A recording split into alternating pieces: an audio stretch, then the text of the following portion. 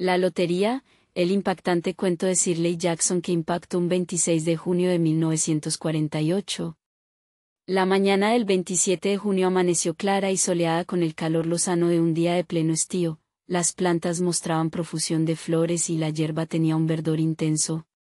La gente del pueblo empezó a congregarse en la plaza, entre la oficina de correos y el banco, alrededor de las 10. En algunos pueblos había tanta gente que la lotería duraba 2 días y tenía que iniciarse el día 26, pero en aquel pueblecito, donde apenas había 300 personas, todo el asunto ocupaba apenas un par de horas, de modo que podía iniciarse a las 10 de la mañana y dar tiempo todavía que los vecinos volvieran a sus casas a comer.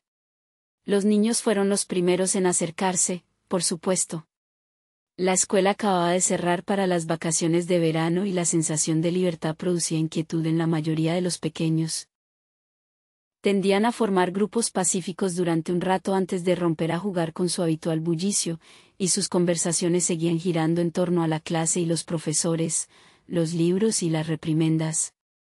Bo y Martín ya se había llenado los bolsillos de piedras y los demás chicos no tardaron en seguir su ejemplo, seleccionando las piedras más lisas y redondeadas. Bobby, Harry Jones y Dickie de la Croix acumularon finalmente un gran montón de piedras en un rincón de la plaza y lo protegieron de las incursiones de los otros chicos.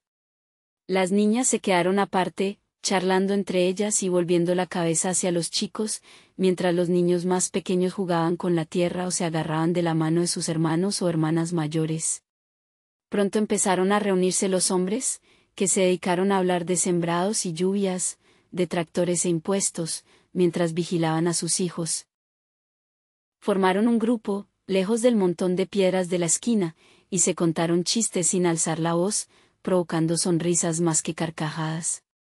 Las mujeres, con descoloridos vestidos de andar por casa y suéteres finos, llegaron poco después de sus hombres. Se saludaron entre ellas e intercambiaron apresurados chismes mientras acudían a reunirse con sus maridos. Pronto, las mujeres, ya al lado de sus maridos, empezaron a llamar a sus hijos y los pequeños acudieron a regañadientes, después de la cuarta o la quinta llamada. Bo y Martín esquivó, agachándose, la mano de su madre cuando pretendía agarrarlo y volvió corriendo, entre risas, hasta el montón de piedras. Su padre lo llamó entonces con voz severa y Bobby regresó enseguida, ocupando su lugar entre su padre y su hermano mayor. La lotería, igual que los bailes en la plaza, el club juvenil y el programa de la fiesta de Halloween, era dirigida por el señor Summers, que tenía tiempo y energía para dedicarse a las actividades cívicas. El señor Summers era un hombre jovial, de cara redonda, que llevaba el negocio del carbón, y la gente se compadecía de él porque no había tenido hijos y su mujer era una gruñona. Cuando llegó a la plaza portando la caja negra de madera, se levantó un murmullo entre los vecinos y el señor Summers dijo: «Hoy llego un poco tarde, amigos». El administrador de correos, el señor Graves, venía tras él cargando con un taburete de 3 patas, que colocó en el centro de la plaza y sobre el cual instaló la caja negra del señor Summers. Los vecinos se mantuvieron a distancia, dejando un espacio entre ellos y el taburete, y cuando el señor Summers preguntó: «¿Alguno de ustedes quiere echarme una mano?», se produjo un instante de vacilación hasta que 2 de los hombres, el señor Martín y su hijo mayor, Buster, se acercaron para sostener la caja sobre el taburete mientras él revolvía los papeles del interior. Los objetos originales para el juego de la lotería se habían perdido hacía mucho tiempo y la caja negra que descansaba ahora sobre el taburete llevaba utilizándose desde antes incluso de que naciera el viejo Warner, el hombre de más edad del pueblo. El señor Summers hablaba con frecuencia a sus vecinos de hacer una caja nueva, pero a nadie le gustaba modificar la tradición que representaba aquella caja negra. Corría la historia de que la caja actual se había realizado con algunas piezas de la caja que la había precedido, la que habían construido las primeras familias cuando se instalaron allí y fundaron el pueblo. Cada año, después de la lotería, el señor Summers empezaba a hablar otra vez de hacer una caja nueva, pero cada año el asunto acababa difuminándose sin que se hiciera nada al respecto. La caja negra estaba cada vez más gastada y ya ni siquiera era completamente negra, sino que le había saltado una gran astilla en uno de los lados, dejando a la vista el color original de la madera, y en algunas partes estaba descolorida o manchada. El señor Martín y su hijo mayor, Buster, sujetaron con fuerza la caja sobre el taburete hasta que el señor Summers hubo revuelto a conciencia los papeles con sus manos. Dado que la mayor parte del ritual se había eliminado o olvidado, el señor Summers había conseguido que se sustituyeran por hojas de papel las fichas de madera que se habían utilizado durante generaciones. Según había argumentado el señor Summers, las fichas de madera fueron muy útiles cuando el pueblo era pequeño, pero ahora que la población había superado los 3 centenares de vecinos y parecía en trance de seguir creciendo, era necesario utilizar algo que cupiera mejor en la caja negra. La noche antes de la lotería, el señor Summers y el señor Graves preparaban las hojas de papel y las introducían en la caja, que trasladaban entonces a la caja fuerte de la compañía de carbones del señor Summers para guardarla hasta el momento de llevarla a la plaza, la mañana siguiente. El resto del año, la caja se guardaba a veces en un sitio, a veces en otro. Un año había permanecido en el granero del señor Graves y otro año había estado en un rincón de la oficina de correos y, a veces, se guardaba en un estante de la tienda de los Martín y se dejaba allí el resto del año. Había que atender muchos detalles antes de que el señor Summers declarara abierta la lotería. Por ejemplo, había que confeccionar las listas de cabezas de familia, de cabezas de las casas que constituían cada familia, y de los miembros de cada casa. También debía tomarse el oportuno juramento al señor Summers como encargado de dirigir el sorteo, por parte del administrador de correos. Algunos vecinos recordaban que, en otro tiempo, el director del sorteo hacía una especie de exposición, una salmodia rutinaria y discordante que se venía recitando año tras año, como mandaban los cánones. Había quien creía que el director del sorteo debía limitarse a permanecer en el estrado mientras la recitaba o cantaba, mientras otros opinaban que tenía que mezclarse entre la gente, pero hacía muchos años que esa parte de la ceremonia se había eliminado. También se decía que había existido una salutación ritual que el director del sorteo debía utilizar para dirigirse a cada una de las personas que se acercaban para extraer la papeleta de la caja, pero también esto se había modificado con el tiempo y ahora solo se consideraba necesario que el director dirigiera algunas palabras a cada participante cuando acudía a probar su suerte. El señor Summers tenía mucho talento para todo ello, luciendo su camisa blanca impoluta y sus pantalones tejanos, con una mano apoyada tranquilamente sobre la caja negra, tenía un aire de gran dignidad de importancia mientras conversaba interminablemente con el señor Graves y los Martín. En el preciso instante en que el señor Summers terminaba de hablar y se volvía hacia los vecinos congregados, la señora Hutchinson apareció a toda prisa por el camino que conducía a la plaza, con un suéter sobre los hombros, y se añadió al grupo que ocupaba las últimas filas de asistentes. Me había olvidado por completo de qué día era, le comentó a la señora de la Croix cuando llegó a su lado, y las dos mujeres se echaron a reír por lo bajo. Pensaba que mi marido estaba en la parte de atrás de la casa, apilando leña, prosiguió la señora Hutchinson, y entonces miré por la ventana y vi que los niños habían desaparecido de la vista, entonces recordé que estábamos a 27 y vine corriendo. Se secó las manos en el delantal y la señora de la Croix respondió: de todos modos, has llegado a tiempo. Todavía están con los preparativos. La señora Hutchinson estiró el cuello para observar a la multitud y localizó a su marido y a sus hijos casi en las primeras filas. Se despidió de la señora de la Croix con unas palmaditas en el brazo y empezó a abrirse paso entre la multitud. La gente se apartó con aire festivo para dejarla avanzar. 2 o 3 de los presentes murmuraron, en voz lo bastante alta como para que les oyera todo el mundo: ahí viene tu mujer, Hutchinson. Y, finalmente se ha presentado, Bill. La señora Hutchinson llegó hasta su marido y el señor Summers, que había estado esperando a que lo hiciera, comentó en tono jovial: pensaba que íbamos a tener que empezar sin ti, Tessie. No querrías que dejara los platos sin lavar en el fregadero, ¿verdad, Joe? Respondió la señora Hutchinson con una sonrisa, provocando una ligera carcajada entre los presentes, que volvieron a ocupar sus anteriores posiciones tras la llegada de la mujer. Muy bien, anunció sobriamente el señor Summers, supongo que será mejor empezar de una vez para acabar lo antes posible y volver pronto al trabajo. ¿Falta alguien? Dunbar, dijeron varias voces. Dunbar. El señor Summers consultó la lista. Clyde Dunbar, comentó. Es cierto. Tiene una pierna rota, ¿no es eso? ¿Quién sacará la papeleta por él? Yo, supongo, respondió una mujer, y el señor Summer se volvió hacia ella. La esposa saca la papeleta por el marido, anunció el señor Summers, y añadió. ¿No tienes ningún hijo mayor que lo haga por ti, Janie? Aunque el señor Summers y todo el resto del pueblo conocían perfectamente la respuesta, era obligación del director del sorteo formular tales preguntas oficialmente.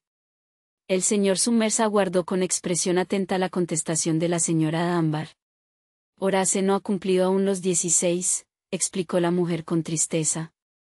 Me parece que este año tendré que participar yo por mi esposo. De acuerdo, asintió el señor Summers. Efectuó una anotación en la lista que sostenía en las manos y luego preguntó, ¿el chico de los Watson sacará papeleta este año? Un muchacho de elevada estatura alzó la mano entre la multitud. Aquí estoy, dijo. Voy a jugar por mi madre y por mí. El chico parpadeó, nervioso, y escondió la cara mientras varias voces de la muchedumbre comentaban en voz alta, buen chico, Jack, y, me alegro de ver que tu madre ya tiene un hombre que se ocupe de hacerlo.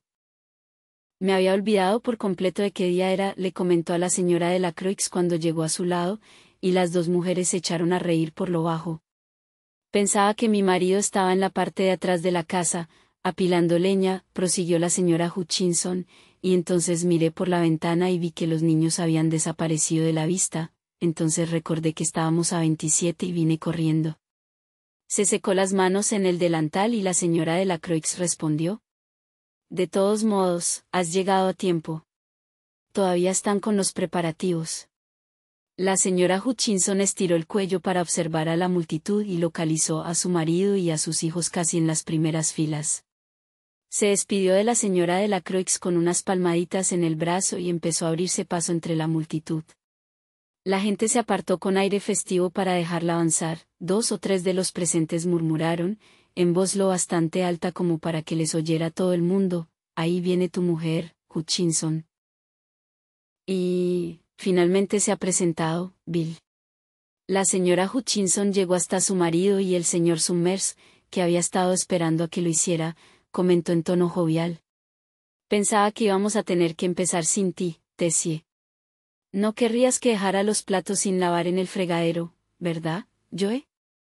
Respondió la señora Hutchinson con una sonrisa, provocando una ligera carcajada entre los presentes, que volvieron a ocupar sus anteriores posiciones tras la llegada de la mujer. Muy bien, anunció sobriamente el señor Summers, supongo que será mejor empezar de una vez para acabar lo antes posible y volver pronto al trabajo. ¿Falta alguien? Dunbar, dijeron varias voces. Dunbar. El señor Summers consultó la lista. Clyde Dunbar, comentó. Es cierto. Tiene una pierna rota, ¿no es eso? ¿Quién sacará la papeleta por él? Yo, supongo, respondió una mujer, y el señor Summers se volvió hacia ella. La esposa saca la papeleta por el marido, anunció el señor Summers, y añadió. ¿No tienes ningún hijo mayor que lo haga por ti, Janie? Aunque el señor Summers y todo el resto del pueblo conocían perfectamente la respuesta, era obligación del director del sorteo formular tales preguntas oficialmente. El señor Summers aguardó con expresión atenta la contestación de la señora Dunbar. Horace no ha cumplido aún los 16, explicó la mujer con tristeza. Me parece que este año tendré que participar yo por mi esposo. De acuerdo, asintió el señor Summers. Efectuó una anotación en la lista que sostenía en las manos y luego preguntó, ¿el chico de los Watson sacará papeleta este año? Un muchacho de elevada estatura alzó la mano entre la multitud. Aquí estoy, dijo. Voy a jugar por mi madre y por mí. El chico parpadeó, nervioso, y escondió la cara mientras varias voces de la muchedumbre comentaban en voz alta, buen chico, Jack, y, me alegro de ver que tu madre ya tiene un hombre que se ocupe de hacerlo. Jones. Dicen que en el pueblo de arriba están hablando de suprimir la lotería, comentó el señor Adams al viejo Warner. Este soltó un bufido y replicó. Atajo de estúpidos. Si escuchas a los jóvenes, nada les parece suficiente. A este paso, dentro de poco querrán que volvamos a vivir en cavernas, que nadie trabaje más y que vivamos de ese modo. Antes teníamos un refrán que decía, la lotería en verano, antes de recoger el grano. A este paso, pronto tendremos que alimentarnos de bellotas y frutos del bosque. La lotería ha existido siempre, añadió, irritado. Ya es suficientemente terrible tener que ver al joven Joe Summers ahí arriba, bromeando con todo el mundo. En algunos lugares ha dejado de celebrarse la lotería, apuntó la señora Adams. Eso no traerá más que problemas, insistió el viejo Warner, testarudo. Atajo de jóvenes estúpidos. Martín vio avanzar a su padre, Overdike. Percy. Ojalá se den prisa, murmuró la señora Ámbar a su hijo mayor. Ojalá acaben pronto. Ya casi han terminado, dijo el muchacho.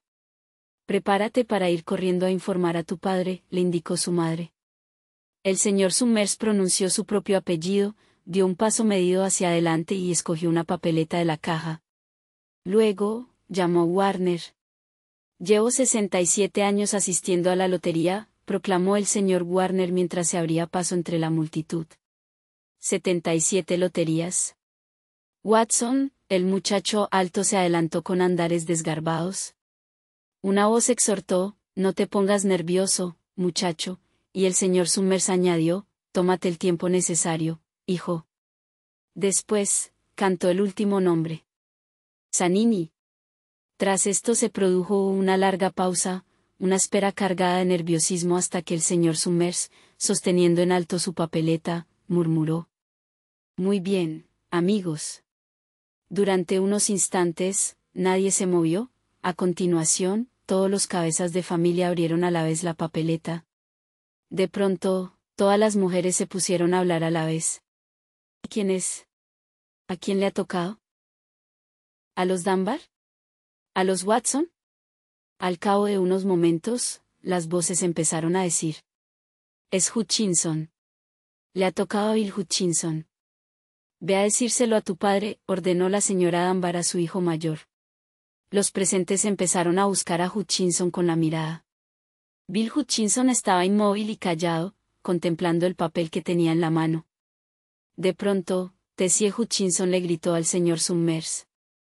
No le has dado tiempo a escoger qué papeleta quería. Te he visto, Joe Summers. No es justo. Tienes que aceptar la suerte, Tessie, le replicó la señora de la Croix, y la señora Graves añadió. Todos hemos tenido las mismas oportunidades. Vamos, Tessie, cierra el pico. Intervino Bill Hutchinson. Bueno, anunció, acto seguido, el señor Summers. Hasta aquí hemos ido bastante deprisa y ahora deberemos apresurarnos un poco más para terminar a tiempo. La señora Hutchinson titubeó durante unos segundos, mirando a su alrededor con aire desafiante y luego apretó los labios y avanzó hasta la caja. Extrajo una papeleta y la sostuvo a su espalda.